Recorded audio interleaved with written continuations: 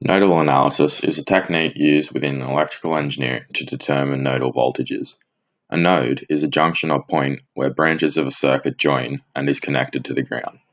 Nodal analysis is an application of Kirchhoff's current law in that it uses currents flowing in and out of the nodes to find the voltages.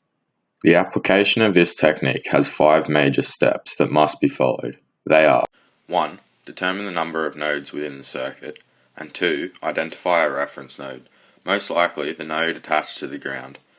You then need to label the other nodes accordingly. In figures 1 and 2, the reference node is labelled as V is equal to 0. In figure 1, there is only one node, therefore it is labelled V1. In figure 2, there is 2 nodes, which are labelled V1 and V2 accordingly. Step 3 is to choose and label the current directions and polarities. You do not have to worry if you get these directions wrong, as it can be identified and fixed later. In the figure, I1, I2, I3 are all listed appropriately.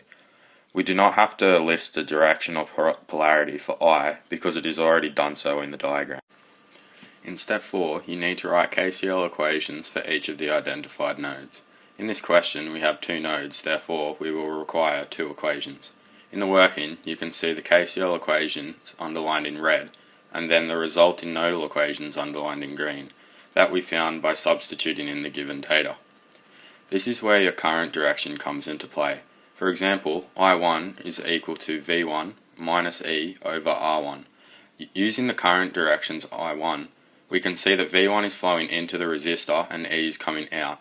This is why E is subtracted from V. You need to apply this method to all of the current. In step 5, you simply need to solve the equations to find the nodal voltages. You can use either a matrix method using Cramer's rule or solve them simultaneously. They will both give the same answer, so it is personal preference to which is used. The nodal voltages V1 and V2 are underlined in blue. Once the nodal voltages have been found, you can identify the current in any branch of the system by substituting in the calculated values. You can see in the working that I1 is a negative value. This is simply because you had your current direction the wrong way round and it needs to be swapped. This is the error that I was talking about in step 3 and is easily solved. To wrap up, the main ideas that you have to remember is that nodal analysis is an application of Kirchhoff's current law, so you need to look at the currents.